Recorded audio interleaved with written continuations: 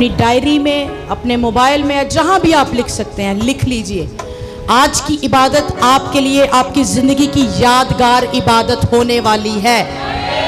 आज कलाम आपकी जिंदगी के लिए यादगार होने वाला है, क्योंकि खुदा ने अपने कलाम को कुदरत बख्शी है और उसका कलाम आज नाजिल हुआ है।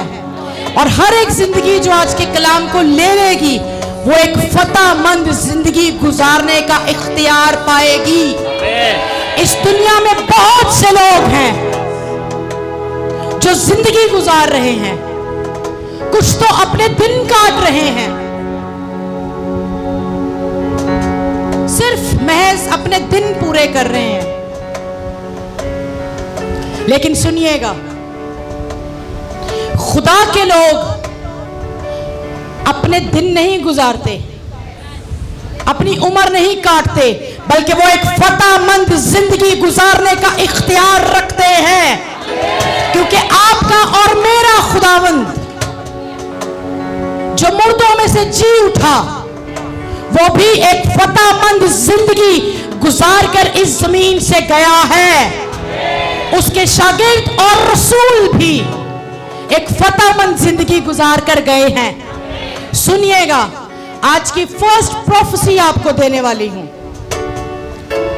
आपके खानदान में, आपके आसपास या मुआशरे में या आपके शहर में, इलाके में हो सकता है बहुत सारे लोग अपनी जिंदगी गुजारे, दिन पूरे करें और वो मर जाएं, क्योंकि जिंदगी का दस्तूर है, जो आया है उसने चले भी जाना है।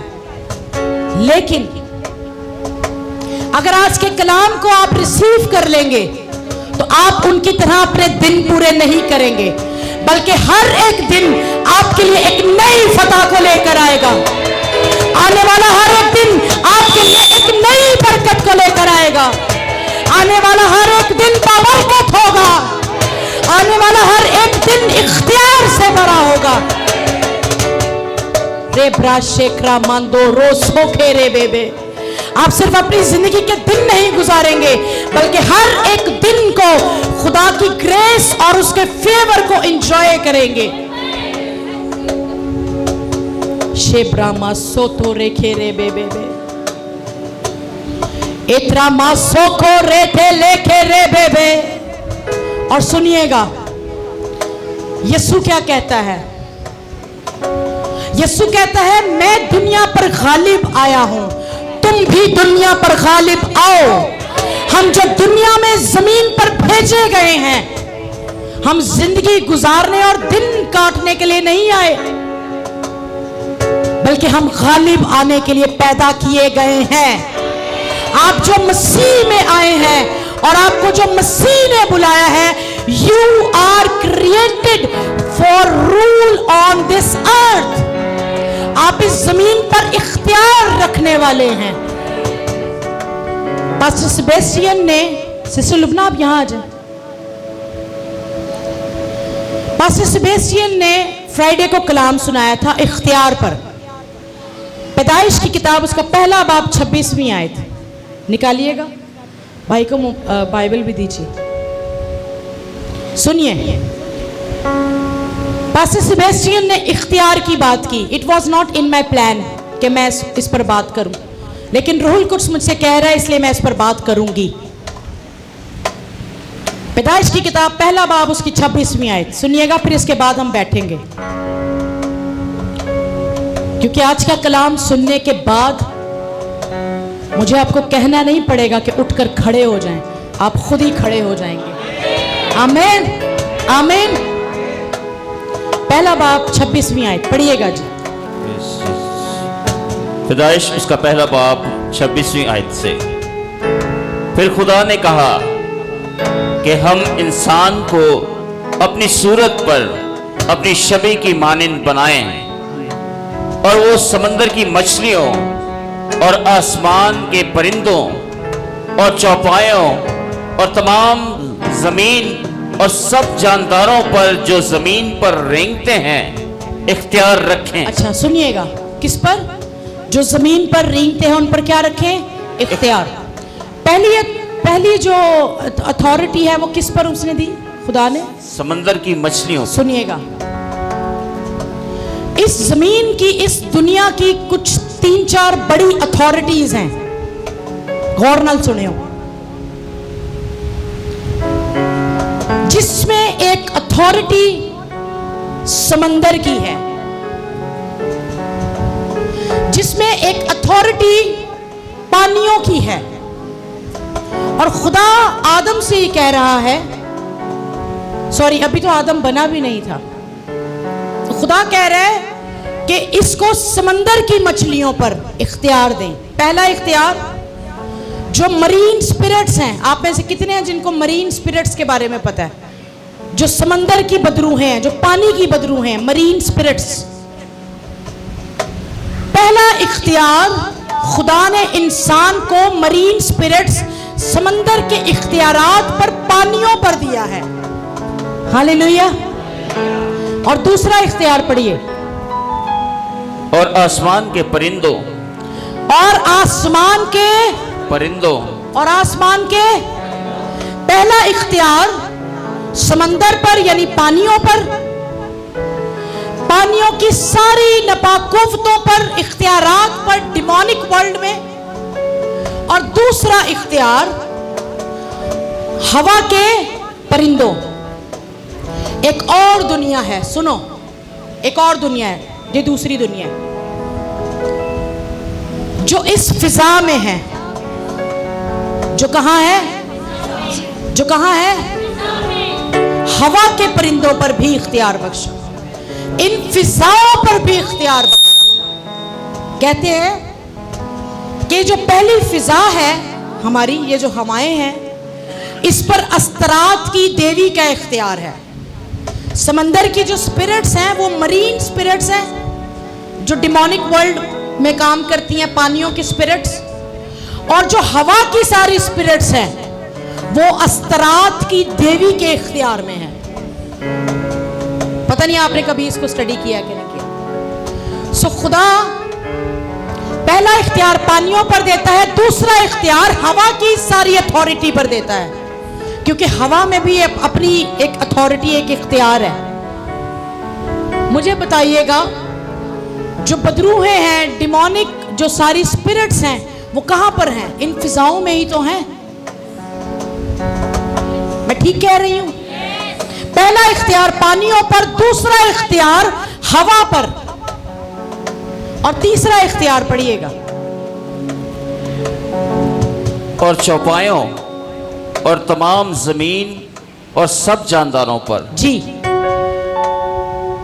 3 हिस्से बता रही हूं। एक पानी, 70% जो इस दुनिया का जो जमीन का हिस्सा है वो सारा पानी है। खुदा कह रहा है पानियों पर इख्तियार दूंगा, यानी 70% जो पानी है उस पर इख्तियार दूंगा। और एक वर्ल्ड जो हवा है, फिजाएं हैं, उन पर इख्तियार दूंगा। और तीसरी दुनिया कौन सी है?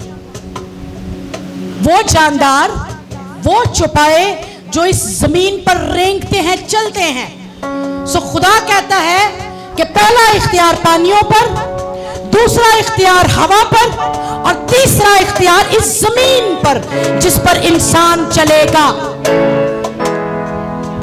एक डिमोनिक वर्ल्ड पानियों पर इख्तियार रखता है, काम करता है और एक्टिव है, काम कर रहा है। दूसरा डिमोनिक वर्ल्ड इन हवाओं में, फिजाओं में काम कर रहा है।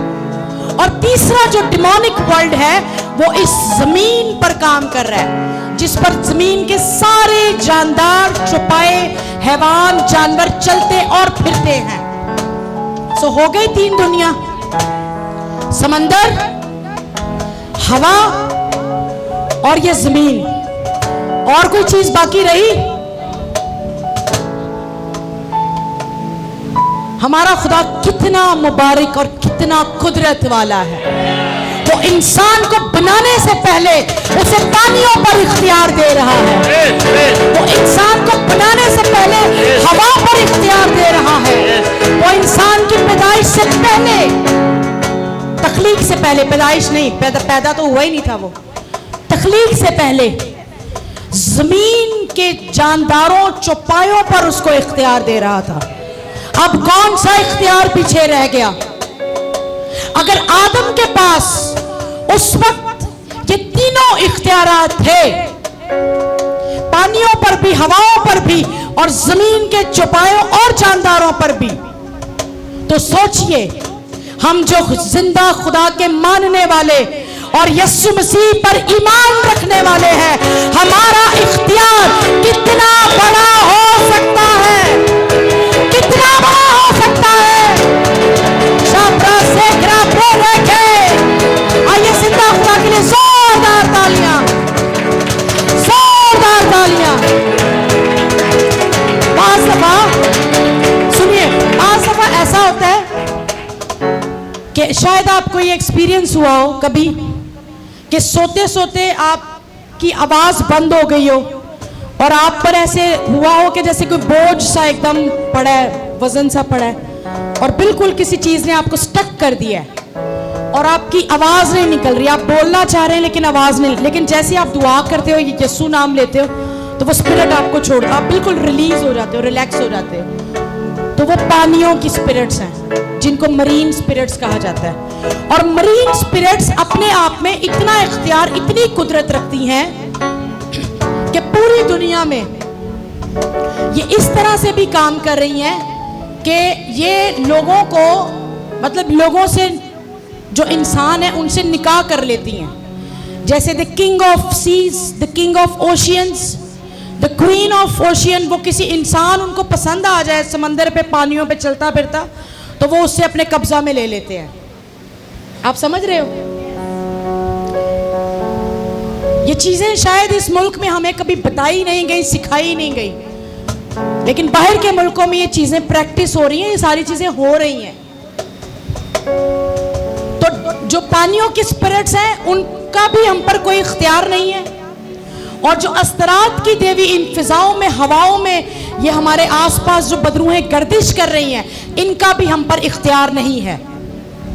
और इस जमीन पर जो आवारा चलती फिरती बदरूहें हैं, उनका भी हम पर इख्तियार नहीं है, क्योंकि हम वो नाम लेते हैं जो सब नामों से आला है, जो सब नामों से आला है और जो कुदरत वाला है। इसलिए याद रखिएगा, अगर आप इस कलाम को आज लेकर जाएं तो आप इख्तियार वाली जिंदगी गुजार सकते हैं और आपको कभी भी डिमोनिक वर्ल्ड परेशान नहीं कर सकता। इन 3 वर्ल्ड्स को याद रखना है। पानियों का जो वर्ल्ड है डिमोनिक, जो फिजाओं का, हवाओं का वर्ल्ड है डिमोनिक, उसे याद रखिएगा, और जमीन का। लेकिन खुशखबरी ये है कि इन सारी चीजों का, इन सारी डिमोनिक वर्ल्ड्स का हम पर कोई इख्तियार नहीं है। पता है क्यों? क्योंकि हम पर वो मोहर हुई है जो जिंदा खुदा के बेटे यीशु मसीह नासरी के खून की कुदरत है। और अगर कोई पानियों की स्पिरिट्स आपको विजिट करेगी तो वो यीशु मसीह के लहू की मोहर आप पर देखेगी। अगर हवाओं की कोई स्पिरिट आपको विजिट करेगी तो वो यीशु मसीह के लहू की छाप देखेगी। और अगर इस जमीन की कोई स्पिरिट देखेगी तो भी वो यीशु मसीह के लहू की मोहर देखेगी। Hallelujah, hallelujah. अब कोई डिमोनिक वर्ल्ड वापस रह गया? लोग इन चीजों में परेशान हैं, एक्सपीरियंस कर रहे हैं, दुख उठा रहे हैं, क्योंकि वो इस इख्तियार से नावाकिफ हैं। लेकिन चूंकि हम पर एक डबल ग्रेस हुआ है, फजल पर फजल हुआ है, और ये चर्च एक प्रोफेटिक चर्च है, इसलिए इस चर्च के बानी, इस मिनिस्ट्री के बानी, इस चर्च के चरवाहे पास्टर और मिसेस पास्टर जिस जिंदगी को जी रहे हैं, वो कलीसिया में भी उसी इख्तियार को ट्रांसफर करने का इख्तियार रखते हैं। इन द नेम ऑफ जीसस आज आपको इख्तियार मिलता है पानियों की स्पिरिट्स पर, हवाओं की स्पिरिट्स पर, और सारी जमीन की स्पिरिट्स पर भी। Hallelujah! Can you shout for the Lord? Can you shout for the Lord?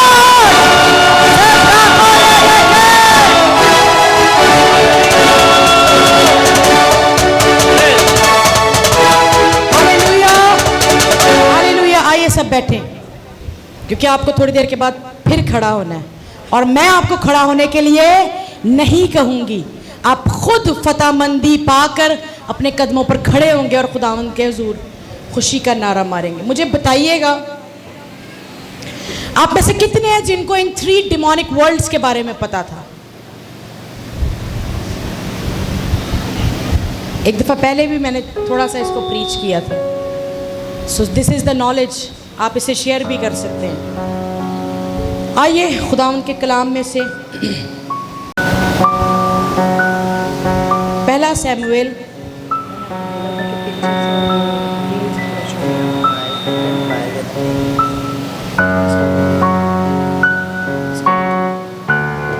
जी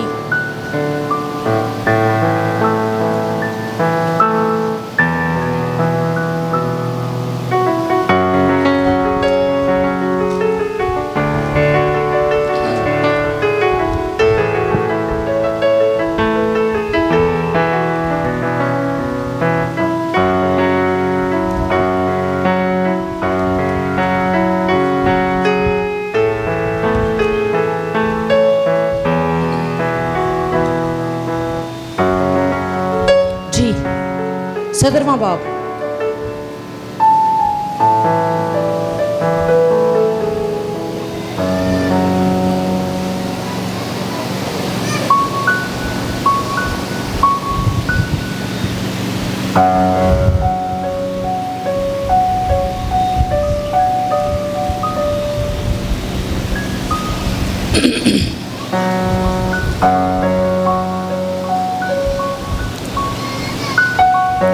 चलिए कुछ बातें ओरल करते हैं, फिर इसको पढ़ेंगे। 17 दाऊद और जूलियत का वो वाकया।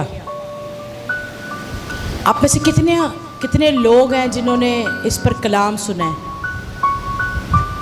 कहिए बचपन से सुनते आ रहे हैं। सच बताएं तो जो है ही बचपन में, वैसे इस आपने भी सुना, वो तो कह सकता है पहली दफ़ा बच्चा कोई कि मैं पहली दफ़ा सुन रहा हूँ, लेकिन आपने बहुत दफ़ा इस कलाम को सुना है। कितने लोगों ने सुना है जाती जूलियत और दाऊद का कलाम? लेकिन आज आपको गुड न्यूज़ देना चाहती हूँ। जिस तरह आज आप इस कलाम को सीखेंगे, इससे पहले कभी नहीं सीखा था, क्योंकि जो कलाम खुदावंद ने मुझे दिया है, इससे पहले मैंने इस तरह इसको सीखा ही नहीं था। सो जो हम खुदावंद से लेते हैं वो हम आपको देंगे। आमीन आमीन। ऐ नहीं सोचना कि ऐ ते कलाम पहले भी बड़ी बारी सुने हैं ते तुहाड़ा ध्यान इधर उधर हो जाए ते होर कुछ बहुत सारियां चीज़ां। ठीक है, गौर से सुनिएगा।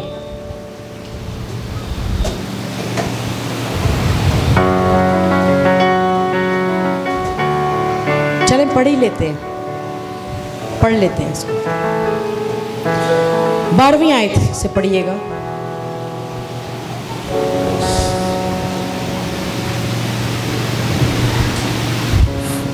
पहला शमूएल 17वां बाब और उसकी 12वीं आयत से। और दाऊद बैतलहम यहूदा का के उस अफराती मर्द का बेटा था जिसका नाम यस्सी था। उसके 8 बेटे थे और वो आप साउल के ज़माने के लोगों के दरमियान बुढ़ा और उम्र रसीदा था। और यस्सी के 3 बड़े बेटे साउल के पीछे पीछे जंग में गए थे, और उसके तीनों बेटों के नाम जो जंग में गए थे ये थे: एलीआब जो पहलौठा था, दूसरा अबीनदाब और तीसरा समा। और दाऊद सबसे छोटा था और तीनों बड़े बेटे साउल के पीछे पीछे थे। और दाऊद बैतलहम में अपने बाप की भेड़ बकरियां चराने को साउल के पास से आया जाया करता था। Thank you. सुनिएगा, फिर इसको हम आगे पढ़ेंगे। दाऊद यस्सी का बेटा था और ये 8 भाई थे। पास्टर साहब आ जाएं प्लीज।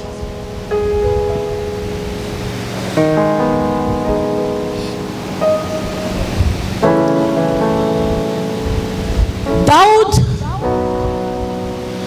यस्सी का बेटा है और यस्सी के 8 बेटे हैं। कितने? जिसमें से इसके 3 बेटे जिनके नाम हमने पढ़े,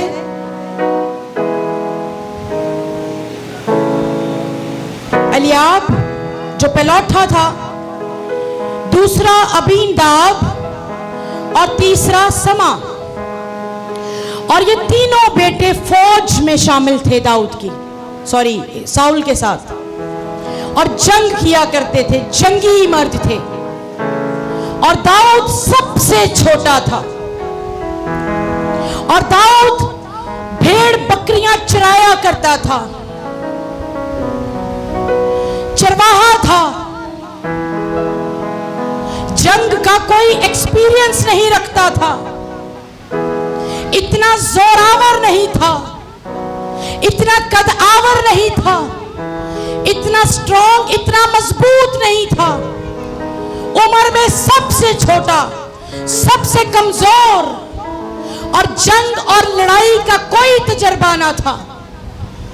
हां, सिर्फ एक तजर्बा रखता था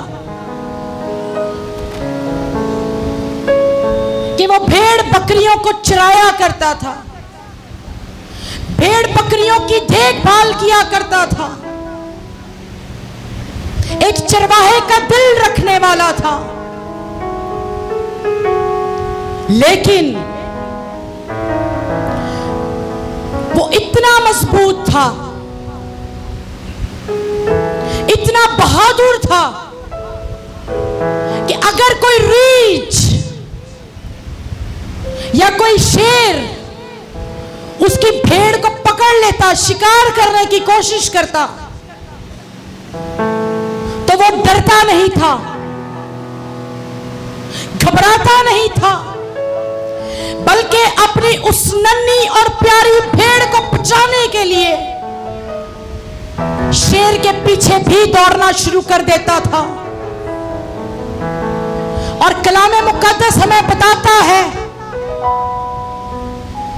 कि जब दाऊद का मुकाबला या सामना शेर बब्बर से हुआ तो उसने उसके मुंह को ही फाड़ दिया। सोचिए कितनी दलेरी थी इस शख्स में, कितना बाबरकत था ये शख्स।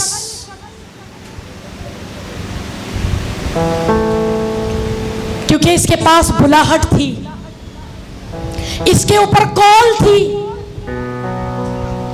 शमूएल यस्सी के घर में दाखिल हुआ और यस्सी से कहता है कि अपने बेटों को बुला, क्योंकि मुझे खुदा ने हुक्म दिया है कि तेरे बेटों में से एक पर तेल डालूं और उसे बादशाह होने के लिए मुकर्रर करूं, अनॉइंट करूं। वो अपने सातों बेटों को एक क्यू बनाकर, एक लाइन बनाकर उसने उसके पेश किया। शमूएल नबी कहता है वो एलियाब भी नहीं है।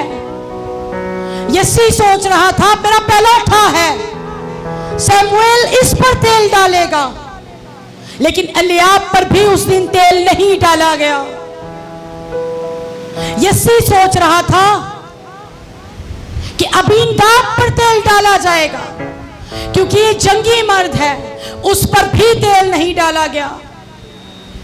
एक और जंगी मर्द जिसका नाम समा है, जो फौज में शामिल है इस्राएल की, यस्सी सोच रहा था कि शायद इस पर तेल डाला जाए, लेकिन उस पर भी तेल नहीं डाला गया। और तीसरे बेटों को बुलाया गया, उन पर भी तेल नहीं डाला गया। शमूएल ने कहा कि इनमें से कोई भी नहीं है जिस पर मैं तेल डालूं। तेरा कोई और भी बेटा? उसने कहा हां है, लेकिन वो तो भेड़ बकरियां चराता है, वो तो एक चरवाहा है।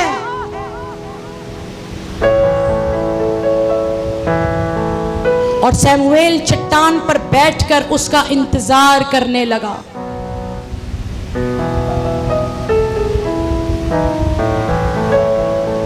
कि वो तेल दाऊद पर डाला जाए।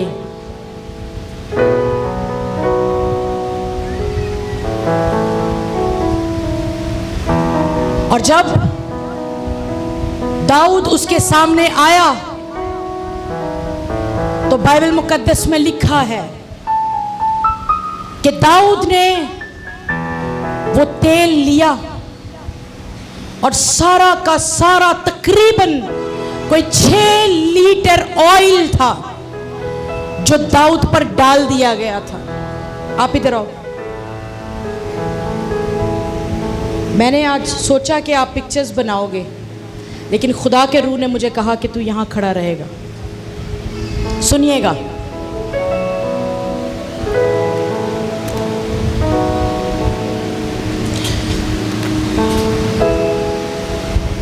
दाऊद पर उस दिन जो 6 लीटर तेल डाला गया, वो हाथ तो सैमुएल का था, वो तेल तो एक सींग में से निकला। लेकिन सुनिएगा, उस तेल की धार उस कुप्पी में, उस सींग में से नहीं आ रही थी। उस तेल की कुव्वत और कुदरत और अनॉइंटिंग और पावर आसमान से आ रही थी। कुछ लोग होते हैं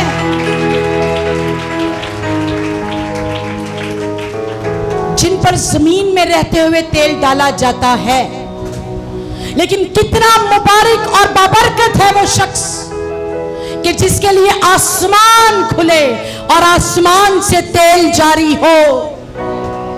साउल के लिए जो तेल डाला गया था वो कुप्पी में से डाला गया था, और लोगों ने कहा कि हमें एक बादशाह चाहिए, इसलिए उन्होंने उसके ऊपर तेल डाल दिया।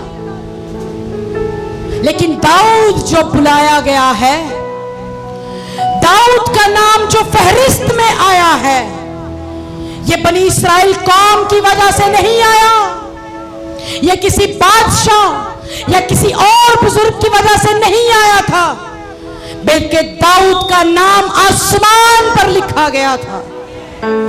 इसीलिए तो सैमुएल इंतजार कर रहा था कि नहीं, ये अलियाब नहीं है, ये अबीनादाब नहीं है, ये समा नहीं है, और ये इसके 7 बेटे नहीं है। आज आप में से बहुते हैं जिनका नाम आज आसमान पर लिखा गया है।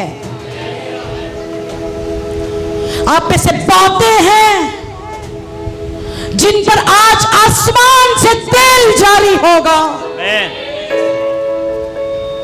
शायद आप भी दाऊद की तरह अपने आप को छोटा समझते हैं, कमजोर समझते हैं, अपनी सलाहियतों को देखते हैं, अपने टैलेंट्स को देखते हैं, अपनी एजुकेशन को देखते हैं, अपनी स्किल्स को देखते हैं, अपने फाइनेंशियल हालात को देखते हैं और कहते हैं कि नहीं, ये तेल मेरे लिए नहीं हो सकता, या ये तेल मेरे लिए नहीं है। लेकिन तू जितना भी नहीं कह दे, तू जितना भी नो बोल, जिसे आसमान से बुलाया गया है उस पर तेल जरूर डाला जाता है। Praise the Lord. सोचिए, मुझे ऑयल की बोतल दीजिएगा यहाँ पर।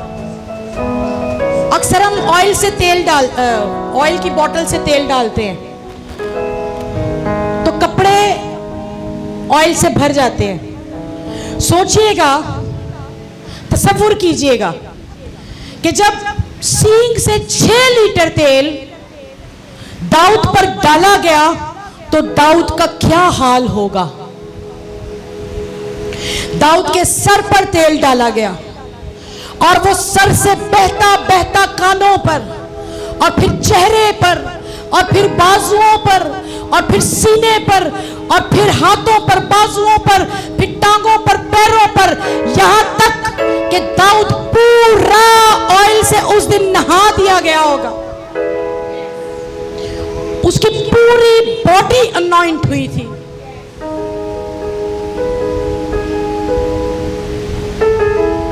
आज जाति जूलियत का मुकाबला करने के लिए कोई आम शख्स नहीं आया, कोई आम लड़का नहीं था, कोई आम चरवाहा नहीं था, कोई आम बादशाह नहीं था, बल्कि वो आया था जिस पर 6 लीटर तेल डाला गया था, जिस पर तेल ना सिर्फ एक नबी के हाथों से आया था, बल्कि उस तेल की धार आसमान से नाजिल हुई थी।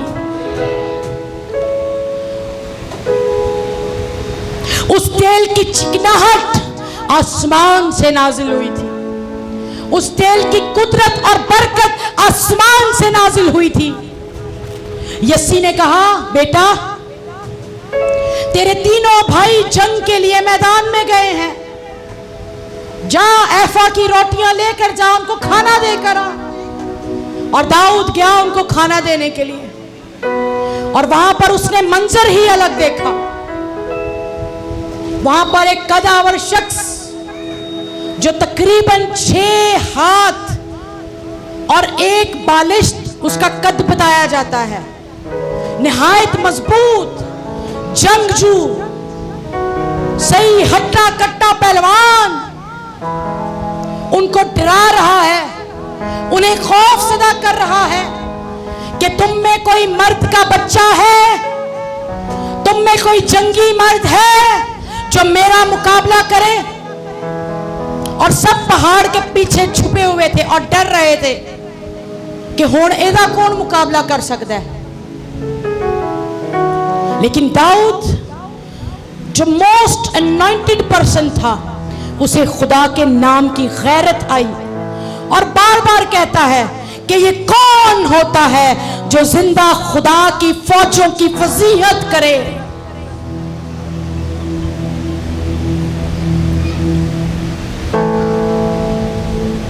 अगर आप इसे मुताला करें, इसको पूरा पढ़ें, मेरे पास इतना टाइम नहीं, तो इसके भाई इसे डांटते हैं कि तू क्या कभी अवाम में जाके पब्लिक से बातें कर रहा है, पूछ रहा है ये कौन है, अच्छा ये कैसे है, ये कितना, मतलब ये ऐसा क्यों कर रहा है, गैरत की बातें कर रहा था। और ये कभी अपने बड़े भाई से, कभी जाके साउल के सामने खड़ा हो जाता है। जब सारे लोग उसको बताते हैं कि एक लड़का है जो कह रहा है कि मैं इससे जंग कर सकता हूं, तो वो साउल के आगे पेश किया गया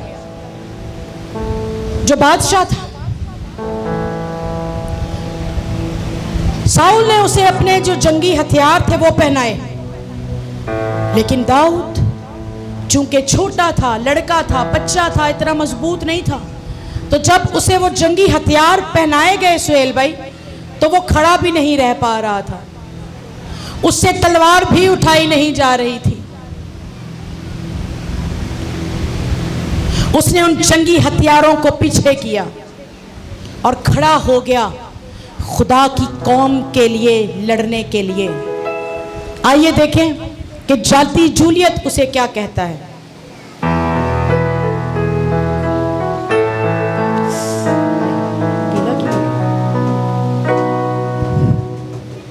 जी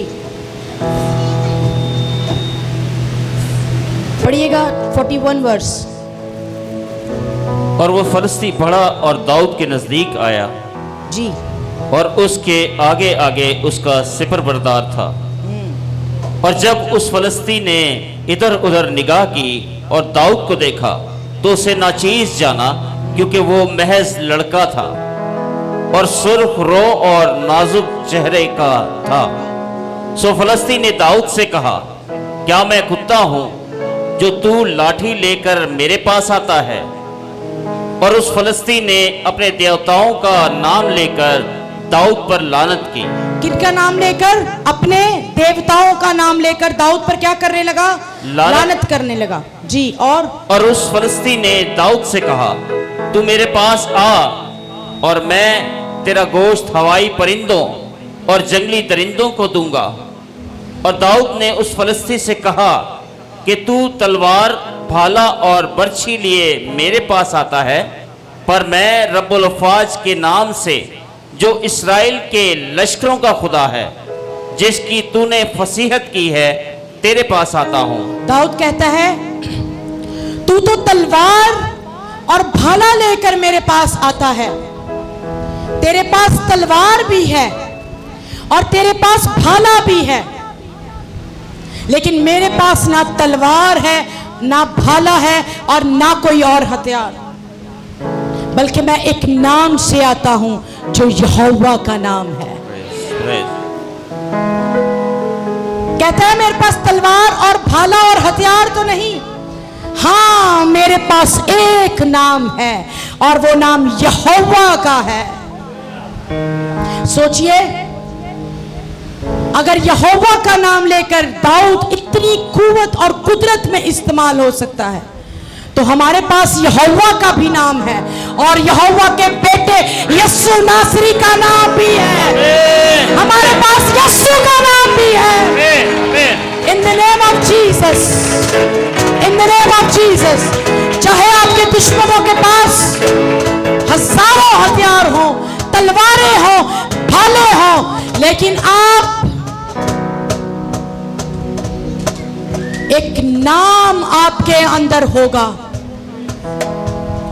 एक नाम आपकी तकवीयत बनेगा, एक नाम आपका हथियार होगा।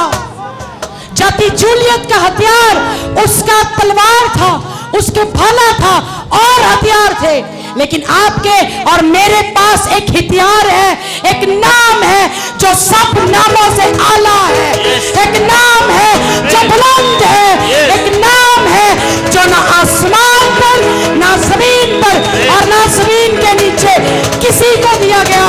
वो कोई और नाम नहीं बल्कि वो यीशु मसीह का नाम है, वो यीशु का नाम है, वो खुदा के बेटे यीशु का नाम है। Hallelujah, hallelujah, hallelujah.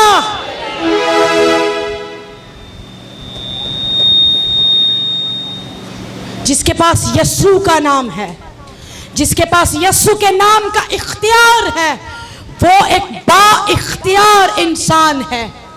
वो एक बा-इख्तियार को डोमेन करे, हुकूमत करे, गालिब आए। और जाति जूलियत उसको कहता है कि मैं कोई कुत्ता हूं जो तू लाठी लेकर आया है। दाऊद के हाथ में सिर्फ एक लाठी थी। इधर आ, मैं तेरा गोश्त जंगली जानवरों को और हवा के परिंदों को खिलाऊंगा। जब आपके अंदर एक नाम होता है और वो यीशु का नाम है, तो इब्लीस की कोई कुव्वत आपका कुछ बिगाड़ नहीं सकती है।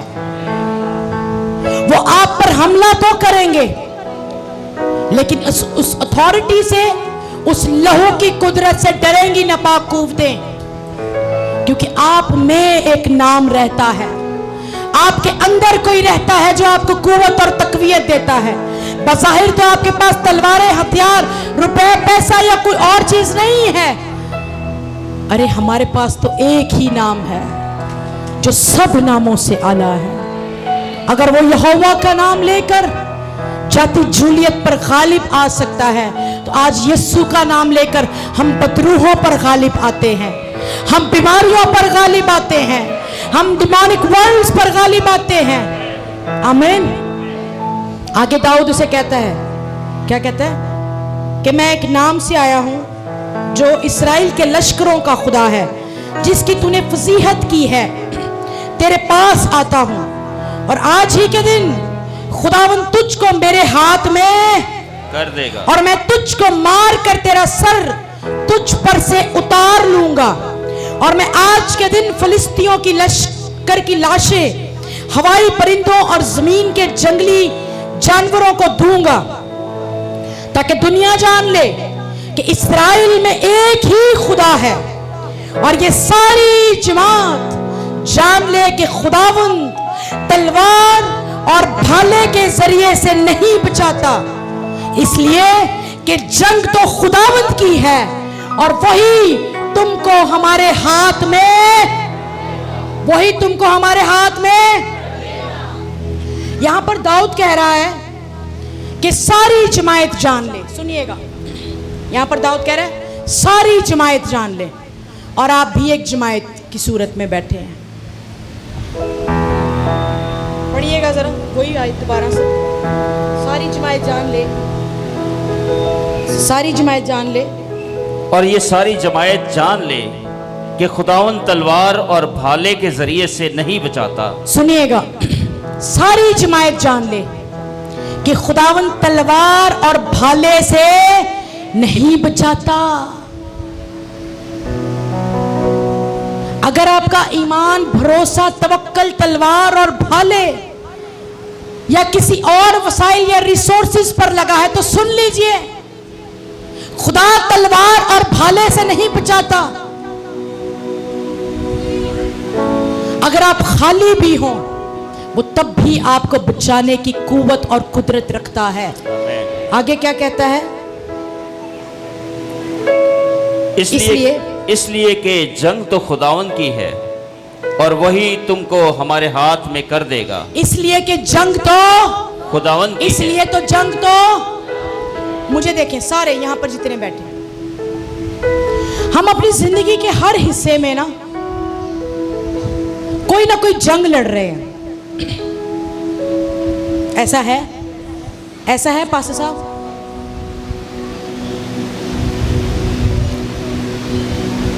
इसलिए कि जंग तो खुदावंद की है। एक जंग नापाक कुव्वतों, शैतानी ताकतों, डिमोनिक वर्ल्ड के खिलाफ होती है। एक जंग बीमारियों की होती है। एक जंग कमजोरियों के साथ होती है। एक जंग गुर्बत के साथ होती है। एक जंग माली हालात के साथ होती है। एक जंग बेरोजगारी के खिलाफ होती है। एक जंग और ऐसे बुरे हालात की हो सकती है। एक जंग नशे की भी हो सकती है। बहुत सारी जंगें। दाऊद कहता है जंग तो खुदावंद की है। आपकी जंगें आज कौन लड़ रहा है? आपकी जंग किसकी जंग है? आपकी जंग किसकी जंग है? कहिए, जंग तो खुदावंद की है। जंग तो खुदावंद की है। अब आप जिंदगी की जो भी जंग लड़ रहे हैं, उस जंग से कहें कि ये जंग, ये लड़ाई, ये फाइट मेरी नहीं है, जंग तो खुदावंद की है। सुनिएगा, आज तक आप जंग लड़ते रहे, लेकिन हर रोज शिकस्त खाते रहे। लेकिन जिस दिन आप दाऊद की तरह कहेंगे कि जंग तो खुदावंद की है, उस दिन जंग लड़ने वाले आप ना होंगे, बल्कि आपका जिंदा खुदा होगा।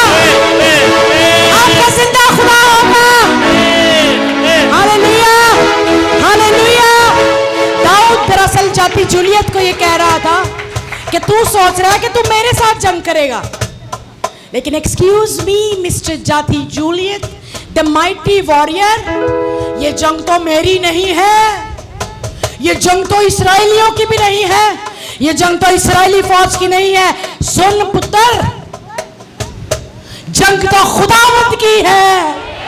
और सुन जाती जूलियत, मैंने जिसे कहा है ना कि जंग तो खुदावंद की है, वो सिर्फ कहता नहीं है, बल्कि आसमान छोड़कर जमीन पर भी आने की कुदरत रखता है।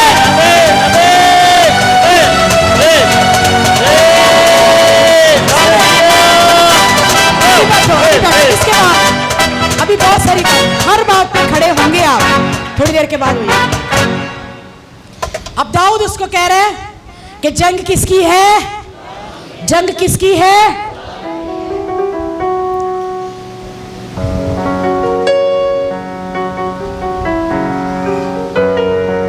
दाऊद पर जो तेल डाला गया था ना, वो उस अनॉइंटिंग में एक कुदरत को अपने आसपास देख रहा था। वो उस अनॉइंटिंग में एक कुदरत को अपने दाएं और बाएं देख रहा था। वो उस अनॉइंटिंग में एक कुदरत को अपने सर पर देख रहा था। वो उस अनॉइंटिंग में एक कुदरत, एक अनॉइंटिंग को अपने बाजुओं में देख रहा था।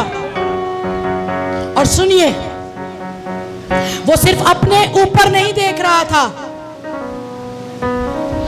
उस अनॉइंटिंग को, बल्कि जिस मैदान में इससे पहले सारे जो इस्राएली फौजी थे वो मैदान में थे, ठीक है, बल्कि डरे हुए थे, साइड में वहीं पे थे। लेकिन जैसे ही दाऊद उस मैदान के जंग में उतरा तो कहता है कि जंग तो खुदावंद की है। दाऊद उस जंग में, उस जंग के मैदान में अकेला नहीं उतरा था, बल्कि दाऊद के साथ जिंदा खुदा मौजूद था। दाऊद के साथ उस जंग के मैदान में जिंदा खुदा उतरा था।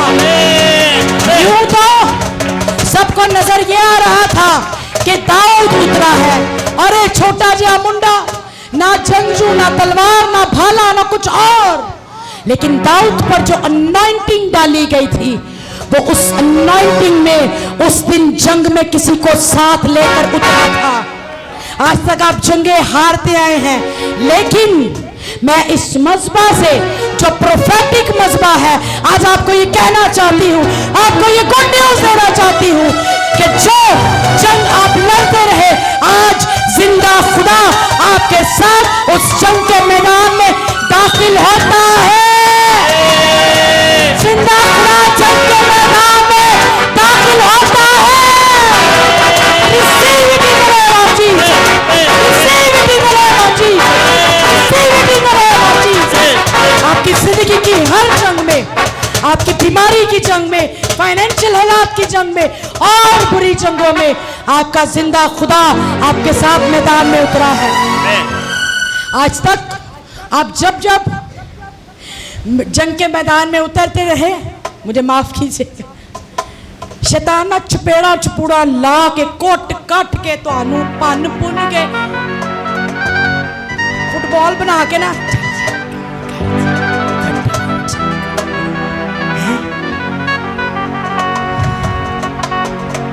लेकिन जिस दिन कलाम और जिंदा खुदा और उसने यहोवा का नाम लिया, आप यस्सु का नाम लेकर अपनी जंग के मैदान में दाखिल होंगे तो फतह आपकी होगी, फतह आपकी होगी। वो जो आपको मारता आया, शिकस्त देता आया, हराता आया, जिंदा खुदा आपके जंग में आपके साथ लड़ेगा, आपके साथ लड़ेगा। सुनिएगा, मुझे देखिए,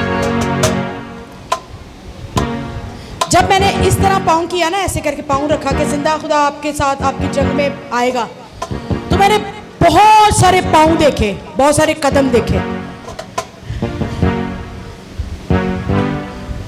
जो जंग के मैदान में पाँव रख रहे हैं। उनके साथ और सुपर नेचुरल पाँव भी देखा, और वो सुपर नेचुरल पाँव जिंदा खुदा के थे, वो जिंदा खुदा के थे। इसलिए अभी जो आप जंग की हालत में जंग के मैदान में दाखिल होंगे तो पाँव सिर्फ आपके ही नहीं होंगे, बल्कि कोई और भी होगा जो आपके साथ जंग के मैदान में कदम रखेगा, कदम रखेगा। क्योंकि जंग तो खुदावंद की है, जंग तो खुदावंद की है। मुझे ऐसा लगता है इस बात पर पूरे चर्च को प्रोफेसी सील करनी चाहिए थी। खैर,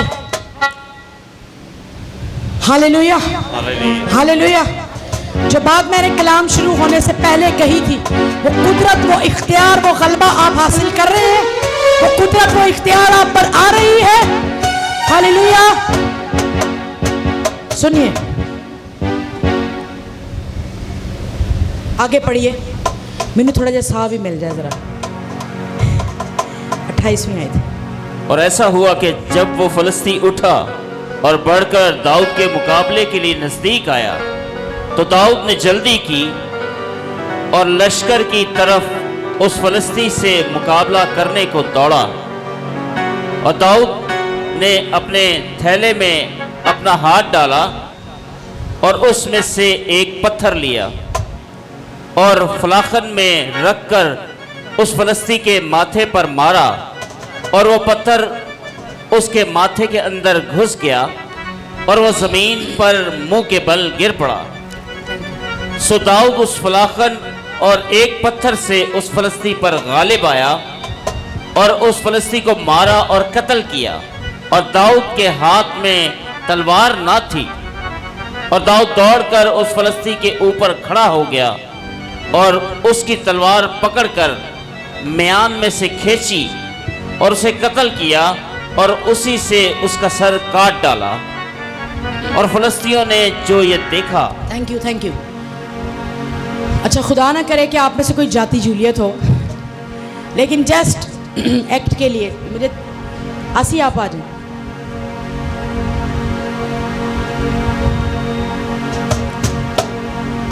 योर हाम आप आओ, मैं आपको बुलाऊंगी थोड़ी देर में। फिर सोचिए, कॉलर ठीक करो। ये मेरा बेटा जुरहाम है। दाऊद एक छोटा लड़का है जो हाइट में भी कम है, और जाति जूलियत की हाइट क्या है? 6 हाथ।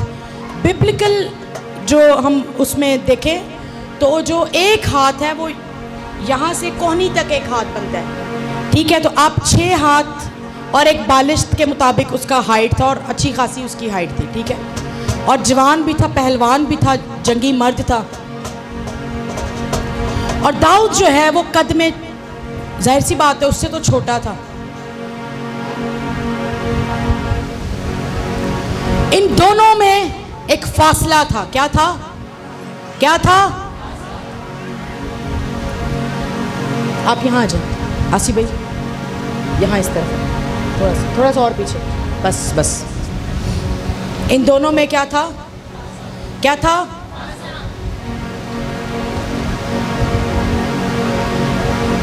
इसके पास 5 पत्थर थे जो इसके चरवाहे वाले थैले में थे, और हाथ में एक फलाखन थी। और हाथ में एक क्या थी? फलाखन। और दूसरा कोई हथियार नहीं है।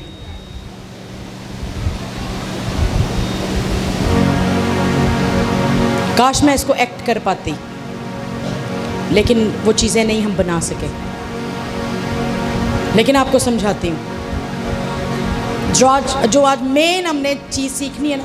शहबाज भाई कहाँ गए हैं? भाई यहाँ इस तरफ बैठे हैं ना, इस तरफ सामने। अच्छा, उसके हाथ में फलाखन है और थैले में 5 पत्थर।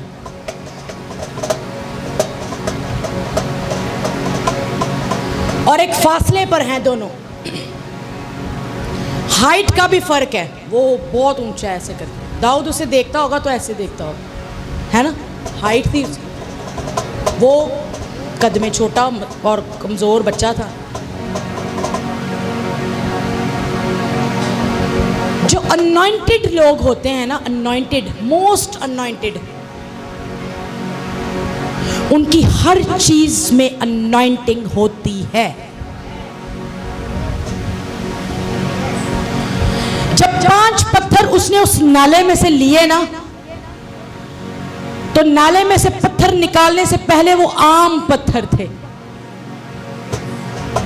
लेकिन जब most anointed man of God David ने उन पत्थरों को छुआ और पत्थरों को उठाकर अपने चरवाहे वाले थैले में डाला, जो उसकी पॉकेट थी वो भी अनॉइंटेड थी। तो वो आम से जो पत्थर थे ना, वो भी अनॉइंटेड हो गए थे। मैंने इसको कहीं से नहीं सुना और ना मैंने इसे सोचा था। ये अभी स्टेज पर खुदा रूहुल कुद्स मुझे बता रहा है कि मोस्ट अनॉइंटेड जो लोग होते हैं खुदा के, वो जिस चीज को छू लें या हाथ लगाएं और उसे इस्तेमाल करने के लिए अपने हाथ में लें, वो आम चीज फिर आम नहीं रहती, बल्कि वो भी अनॉइंटिंग से भर जाती है। सुनिएगा, उस दिन जो 6 लीटर तेल दाऊद पर डाला गया था, उसकी कुछ अनॉइंटिंग उन पत्थरों पर भी आई थी। वाह! पता है क्यों? जब उसने नदी में से, नाले में से वो पत्थर लिए तो वो आम पत्थर थे, लेकिन जब वो पत्थर उठाकर उसने अपनी बॉडी के साथ लगाए ना, जिस पर अनॉइंटिंग आई थी, तो वो अनॉइंटिंग उन पत्थरों पर भी सर ठहर गई थी। कभी सुनिया कोई बंदा पत्थर दे नाल मार गया होए? वो भी जंगजू जवान। ਉਹਨੂੰ ਤੇ ਕੋਈ 10 12 ਕੋਈ 34 35 कोई 100 तलवारां वजदियां तो फिर डेगदा।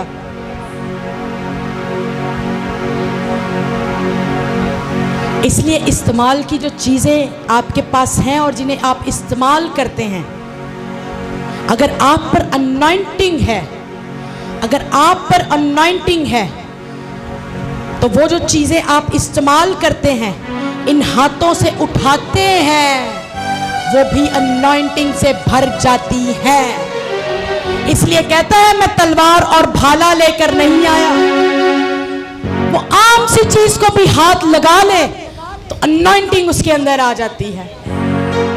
वाह, जस्ट स्मॉल स्टोन्स, और इतनी कुदरत, इतनी कुव्वत। हमेशा से सुनते आएंगे, पत्थर लिए 5 पत्थर नदी से लिए और 1 पत्थर से मारा, है ना, घुमा घुमा के मारा, यही गाते हैं ना, 5 पत्थर नदी से लिए।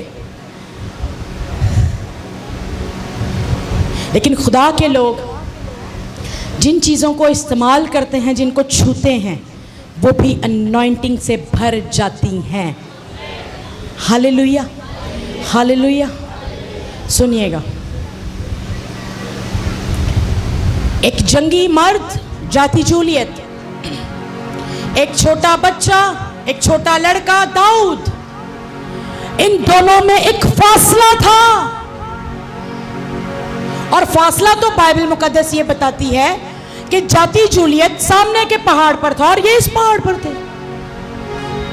तो जब वो लश्कर में आया, उतरा जाति जूलियत, तब भी उनमें बहुत फासला था, बहुत ज्यादा फासला था। एक बच्चा, एक लड़का कैसे उस फासले को तय कर सकता था? लेकिन वो अनॉइंटेड स्टोन, वो अनॉइंटेड नहीं था उस वक्त, लेकिन जैसे ही दाऊद ने अपने चरवाहे वाले थैले में उसको डाला तो वो अनॉइंटेड हो गया था। और जैसे ही फिर उसने एक पत्थर को निकाला, इस आयत को जरा फोकस रखिएगा, अभी पढ़ेंगे उसको। जैसे ही दाऊद ने उस पत्थर को निकाला और उसे अपनी फलाखन में, हाँ करो, उसको अपनी फलाखन में, एक होती है गुलेल, कैटापुल्ट जिसको कहते हैं, एक होती है फलाखन, इन दोनों में थोड़ा सा फर्क है। जैसे ही उसने अपनी फलाखन में उस पत्थर को डाला, शिमरा सेक्रा मांदो रोको रे बे बे बे, सिब्रा बा साक्रा मंदा राखा शेखरा बा सिक्रा मंदो रोको। दाऊद के बाजुओं पर एक अनॉइंटिंग ठहर गई थी। दाऊद के बाजुओं में एक नया जोर आ गया था। जंगी मर्द या मजबूत लोग जो अपनी बॉडी बनाते हैं, पुशअप्स करते हैं, वेट उठाते हैं, इसने आज से पहले ये कभी नहीं किया। बाजू कमजोर है, इतने कमजोर है कि साउल ने तलवार पकड़ाई तो तलवार, वाह, जो तेल उसके सर पर डाला गया था ना उस दिन, उस तेल की कुदरत, उस तेल की अनॉइंटिंग, उस तेल की पावर उस दिन दाऊद के बाजुओं पर आकर ठहर गई थी। और दाऊद ने एक नया जोर पाया, एक नई ताकत पाई जो जंगी मर्दों के पास नहीं थी, जो उनके पास नहीं थी, जिन्होंने बंडल उठाए या पुशअप्स किए या एक्सरसाइजेस की। जो जोर खुदा इन बाजुओं को अपने अनॉइंटिंग के वसीला देता है, वो दुनिया की कोई चीज, कोई खुराक, कोई एक्सरसाइज नहीं दे सकती। आपके बाजुओं को आज एक नया जोर मिलता है, आपके बाजुओं पर एक नया जोर आता है, आपके बाजुओं पर अनॉइंटिंग आती है। शाब्रा से क्रामांडो रोको। आप अपनी जिंदगी की जंगें इन हाथों से ही तो लड़ते हैं। अपनी जिंदगी की जंगें जो शैतान से या हालातों से लड़ रहे हैं, इन बाजुओं से ही तो लड़ते हैं। लेकिन जिंदा खुदा फरमाता है, इस पाक प्रोफेटिक मस्सा के वसीला, इस पाक प्रोफेटिक मस्बा से मैं आज यीशु के नाम से आपके बाजुओं के लिए एक नए जोर को रिलीज करती हूँ, एक नए जोर को रिलीज करती हूँ, एक नई अनाइंटिंग को रिलीज करती हूँ। शाब्रा ब्रा साकरा इसे चुपले हाथ जखा साम्रा से क्रा ब्रा ब्रा साखो मेरे। अरे ये अनाइंटिंग मुझे भी चाहिए, तो आधा नहीं पता मैं तो लैन लगीजिए। साब्रा ब्रा साखो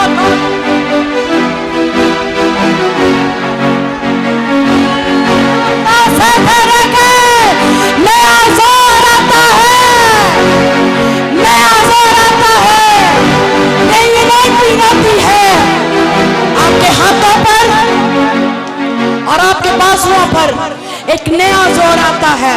रूहुल कुद्स इन हाथों को छूता है, रूहुल कुद्स इन हाथों पर आता है। Anointing, anointing, anointing, anointing, anointing in the name of Jesus, anointing in the name of Jesus, anointing, release, release, release, fire in the name of Jesus, fire in the name of Jesus.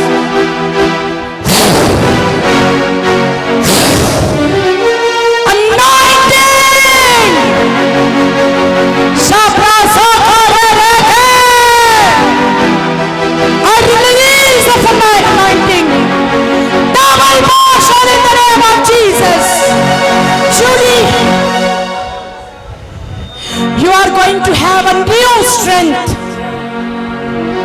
a new strength in your arms, a new strength in your hands. Fire in the name of Jesus. Grace, I release this anointing to you. I release this anointing to you. I release this anointing to you. I release this anointing to you. Freddy भाई की बहन बाजी पीछे बैठी है, जो पता नहीं क्या नाम है उनका, साबरा शकरामा सोतोरे के। I release this anointing to you. तेरे बाजुओं को खुदा ने जोर देता है, तेरे बाजुओं को खुदा ने जोर देता है। फहमीदा तेरे बाजुओं को खुदा ने जोर देता है। बाजी मारिया खुशी की मामा, खुदा तेरे बाजुओं को नया जोर देता है, नया जोर आता है, नया जोर। मुझे आपका नाम नहीं पता। Release, I release this anointing. I release the fire. Receive the fire. Team active रहे। I release the fire, the double dose, the double portion in the mighty name of Jesus. Receive it in the name of Jesus. Lubna एक नया जोर आता है।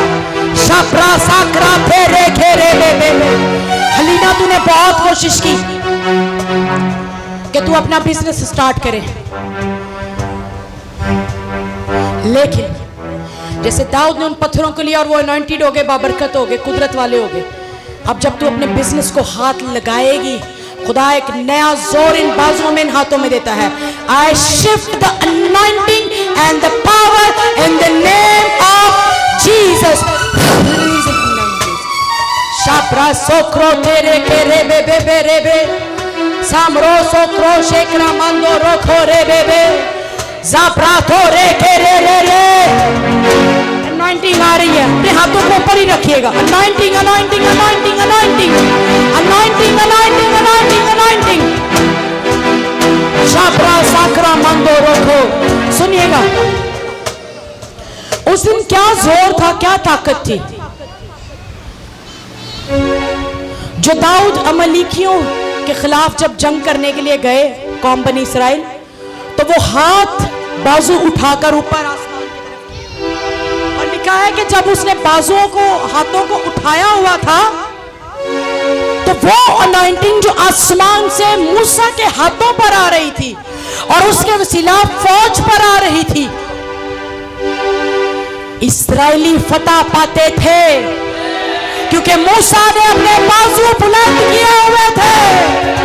जब तक तेरे बाजू खुदा के हुजूर दुआ में बुलंद रहेंगे, तुझ पर कुव्वत आती रहेगी, तुझ पर ज़ोर आता रहेगा, तुझ पर अनाइंटिंग आती रहेगी। साबरा का रेखे रेखे रेखे, अभी कोई इधर आ जाए, आपका ऊपर है। साबरा सा का रेखे रेखे रेखे रेखे। आप में से कितने हैं, मुझे देखें, इधर सारे देखें, कितने हैं जिन्होंने ये महसूस किया कि हाथों पर बाजुओं पर कुव्वत आई है, हाथों और बाजुओं पर कुव्वत आई है। आप में से कितने हैं, मेरा ईमान है सब पर आई है, मेरा ईमान है सब पर आई है, मेरा ईमान है सब पर आई है। सुनो, इधर देखें, अब दाऊद पर एक अनॉइंटिंग उतरी है जो उसके हाथों पर है, उसके बाजुओं पर है, और हाथ में पत्थर है। हाथ में क्या है, कोई चीज नहीं ऐसी गोल मटोल, कुछ भी, चलो अच्छा ठीक है, बस ठीक, चलो चलो जी, है ये पत्थर। सुने, दाऊद के पास एक पत्थर है, क्या है, उसकी पॉकेट में कितने पत्थर हैं, 5 पत्थर। वो पता है क्यों लेके निकला था, क्योंकि जाती जूलियत के 4 भाई और भी थे, उन्हें क्या एक पत्थर थे जाती जूलियत वास्ते, ते बाकी ने 4 पत्थर और 4 भरा वास्ते, वो भी जंगी मर्द सन, समझ गए। एक पत्थर है। अब नया रेवलेशन है जो पिछले दिनों में खुदा ने मुझसे कलाम किया, सुनो सुनो। पत्थर हाथ में है और जाती जूलियत जो है वो सामने है, ठीक है।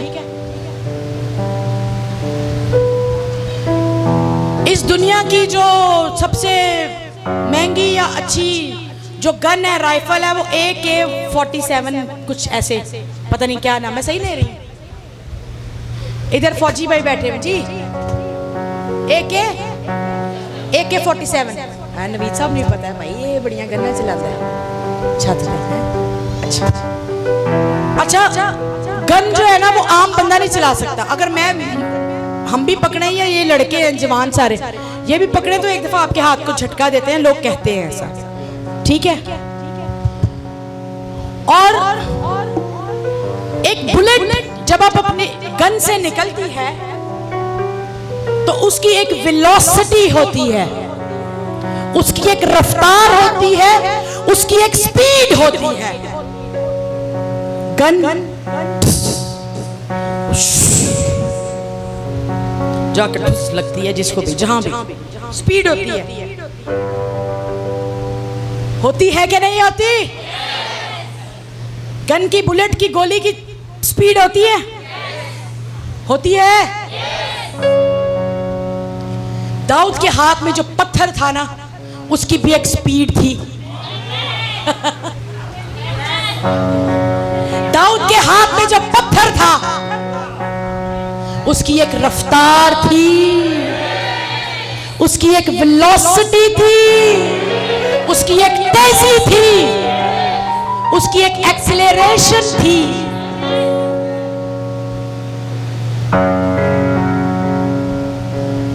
खुदा आज आपके पत्थरों की रफ्तार को तेज करता है। वो पत्थर जो आपने जाती जूलियत को मारने के लिए पकड़ा और अब मारना चाहते हैं, खुदा उस पत्थर की रफ्तार को तेज करता है, खुदा उस पत्थर की तेजी को बढ़ाता है। पत्थर की रफ्तार तेज होती है।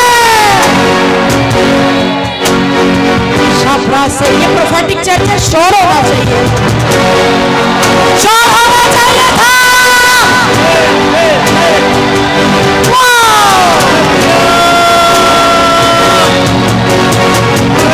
सुनो, जो ट्रेन होती है, क्या बुलेट ट्रेन, मैं कल रात को देख रही थी, सुनो जल्दी से देखें।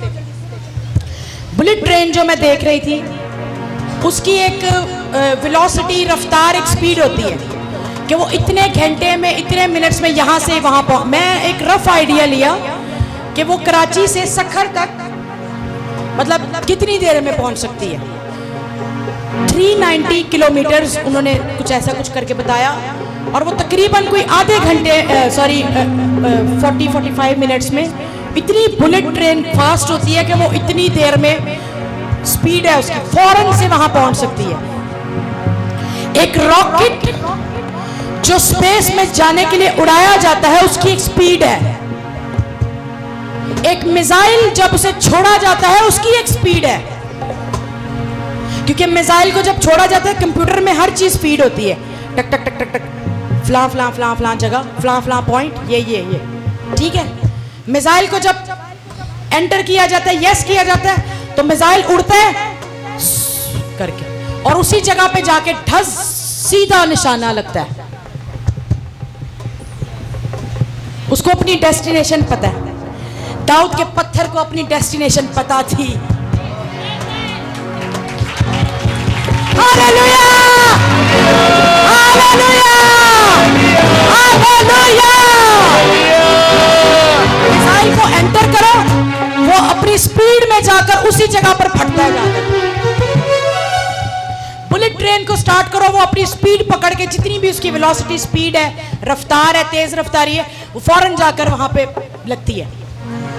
सुनो, मैं बड़ी रिसर्च करके ऐਵੇਂ नहीं आई। सुनिए, मैंने देखा कि जो ये क्रिकेट के जो बॉलर्स हैं, तो कहा जाता है, एजाज है हमारे शुएब अख्तर को, पिंडी एक्सप्रेस जिनको कहा जाता है कि दुनिया के फास्टेस्ट स्पिन बॉलर हैं, फास्ट बॉलर जो भी। अच्छा, कहते हैं कि उन्होंने कोई बॉल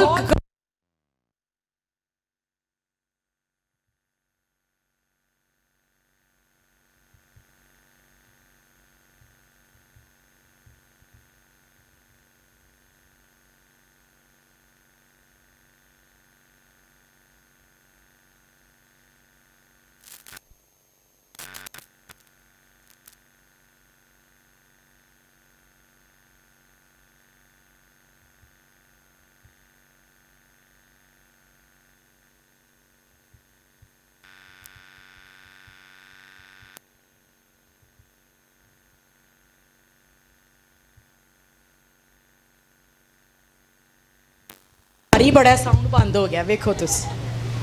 अच्छा, मैं बता रही थी शुएब अख्तर के सामने ना बड़े बड़े जो बैट्समैन हैं वो डरते थे कि भाई ये मुंह शू तोड़ देगा या कुछ है, क्योंकि वो बहुत फास्ट। आज तक जो उन्होंने रिकॉर्ड बनाया, आसिफ भाई बता रहे 161.3 का उसका रिकॉर्ड है, अभी तक कोई ब्रेक नहीं कर सका। उसने इतनी तेजी से बॉल फेंका था, ठीक है, वर्ल्ड रिकॉर्ड आज तक कोई तोड़ नहीं सका। मैं तो कहती हूँ ये एजाज हमेशा पाकिस्तान के पास ही रहे। अच्छा सुने, सोचिए कि शुएब अख्तर जब फास्टेस्ट बॉलर है, उसकी बॉल की एक रफ्तार थी, एक स्पीड थी, एक वेलोसिटी थी, वो जिस भी तरीके से बॉल कराता है। दाऊद के हाथ में जो पत्थर था उसकी क्या रफ्तार थी? ट्रेन की रफ्तार बताई, मिसाइल की रफ्तार बताई, रॉकेट की रफ्तार बताई, शुएब अख्तर की बॉलिंग की रफ्तार बताई।